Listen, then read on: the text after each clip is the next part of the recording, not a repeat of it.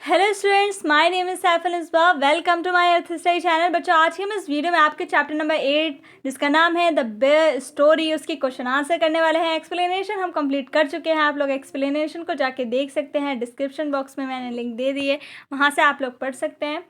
तो चलिए page number 57 निकालिए अपना। क्वेश्चन नंबर 1 देखते हैं, साथ ही साथ आप लोग समझते जाएँ और लिखते जाएँ आप लोग अच्छे से। Where did the lady find the bear cub? How did she bring it up? जो लेडी थी उसको जो बेयर था वो कहाँ पर मिला था और वो कैसे उसको घर लेकर आई? तो बच्चों, जो बेयर था वो उसको फॉरेस्ट में मिला था और वो उसको कैसे लेके आई? बॉटल से दूध पिलाते हुए वो घर तक लाई, एक कुक की हेल्प से। ओल्ड कुक थी, उसके साथ वो लेकर उसको घर आई। The lady found the bear cub in the forest में वो उसको मिला था। It was half dead of hunger, और आधी मतलब वो मरने ही वाला था ऐसा लग रहा था। एंड वेरी स्मॉल, बहुत छोटू सा था। एंड हेल्पलेस, बिल्कुल हेल्पलेस था। It had to be brought up on the bottle. बोतल पर वो उसको घर तक साथ लाई थी, ठीक है, by the lady and the old cook. और किसके किसकी हेल्प से? ओल्ड कुक की हेल्प से।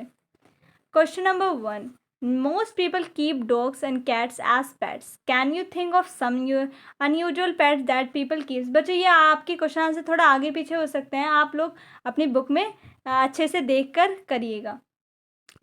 तो most people dogs and cats as a pet रखते हैं। Can you think of some unusual pets that people keeps? क्या आप कुछ अनयूजुअल पेट्स के नाम बताएंगे जो कि रखते हैं लोग? This question requires you to use your own perspectives as well as your analytical skills the answer to the question. अब आपको बच्चों ये खुद करना है, ये वैसे ज़्यादा इंपॉर्टेंट नहीं है, आप करना चाहें तो इसको कर सकते हैं। क्वेश्चन नंबर 2 है आपका, the bear grew up but he was a most amiable bear.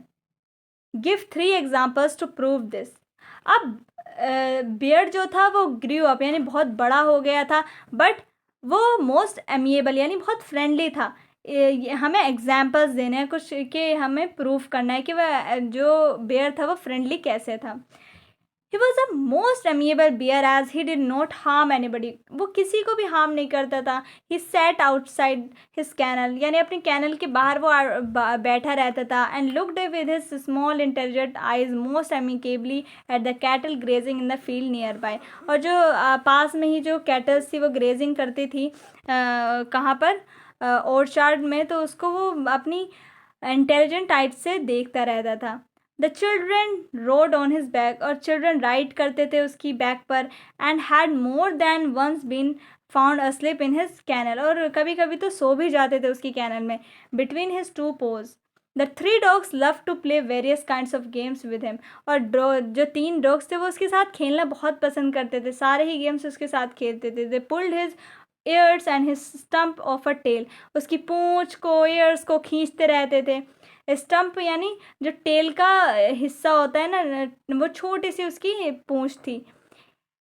टीजिंग him in every way, और उसे चिढ़ाते रहते थे हर तरह से। How ever he did not mind it in the least, और इसके बावजूद भी वो बिल्कुल माइंड नहीं करता था। तो इससे हमें ये पता चलता है वो बहुत फ्रेंडली बेयर था। Question number 2, the second bear did not attack the lady because he was afraid of her. Do you agree? जो दूसरा बियर जो जंगल पे आया था और लेडी को लग रहा था कि मेरा बियर है जो मेरा पीछे करते करते आ गया, बट वो तो एक वाइल्ड बियर था। तो वो जो बियर था उसने लेडी पर अटैक क्यों नहीं किया? क्या वो उससे डर गया था? Do you agree? तो हमें बताना है। तो the second bear did not attack the lady because he too was a very friendly beer.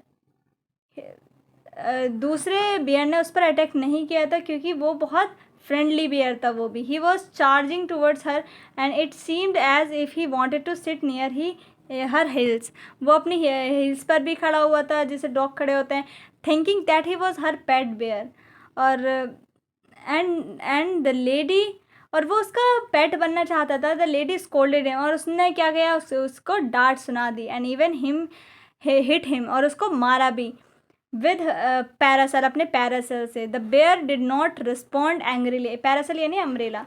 और बेयर ने कुछ भी रिस्पॉन्ड नहीं किया angrily, and slowly turn around and went away, और बिल्कुल आराम से चुपचाप वो वहाँ से चला गया।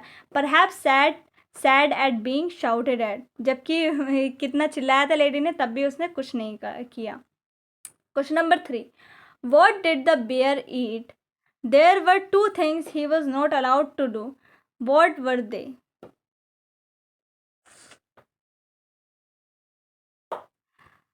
अब जो बेयर है वो क्या क्या खाता था? The bear ate bread, porridge, potato, cabbage and turnip. He was not allowed to pluck up apples off the tree. और उसे क्या करने के लिए मना किया गया था? एप्पल्स तोड़ने के लिए मना किया गया था।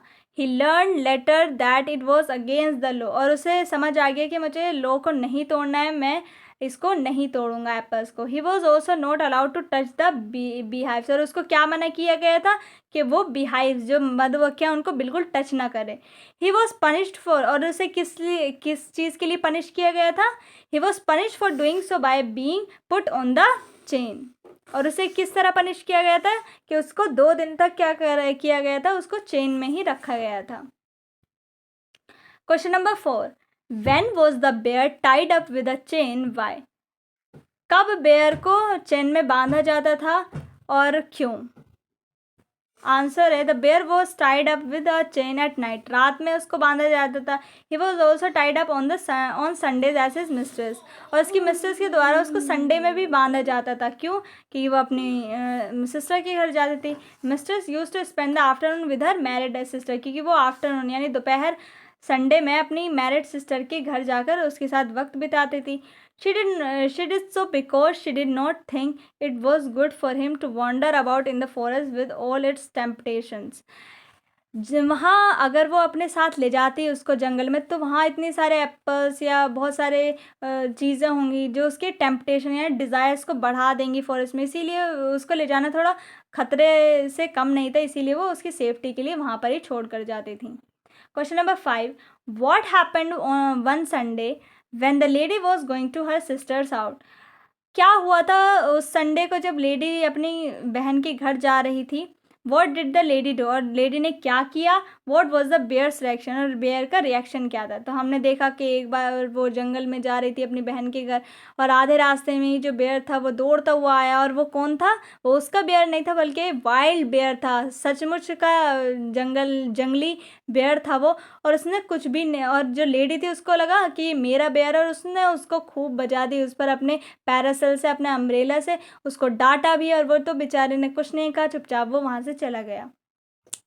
तो one Sunday when the lady was going to her sister's house, she saw a bear. उसने बेयर को देखा कि वो coming along at full speed के साथ आ रहा है उसके पास। Thinking that he was her pet, उसने सोचा उसका ही पेट है। The lady got very angry, और लेडी को बहुत गुस्सा आ गया। Being already late for lunch, वो लंच के लिए ऑलरेडी लेट हो रही थी। She scolded him, and scolded यानी चिल्लाई उस पर, and told him to go back, और कहा उससे कि वो वापस चला जाए। She saw that he had even lost his new collar, और उसने देखा कि उसने अपना न्यू कॉलर भी घुमा दिया है। This made her angrier, और उसे तो फिर भाई उसके तो बस पूछो मत, बहुत ही गुस्सा आ गया उसको तो, और उसने उसे हिट कर दिया। And she hit him on his nose, उसके नोज पर विद हर पैरासोल से। The parasol broke in 2 pieces. The bear opened his mouth several times as if he wanted to say something, and then it returns around and went on its way. और वो वापस चला गया। वो कुछ कहना चाहता था बट वो वापस चला गया। Question number 6, why was the bear looking sorry for himself in the evening? जब वो लेडी वापस आई तो क्यों जो वो बेयर था वो बहुत सॉरी फील कर रहा था खुद में इवनिंग में? Why did the cook get angry with her mistress? और कुक क्यों बहुत एंग्री हो रही थी मिस्ट्रेस के ऊपर?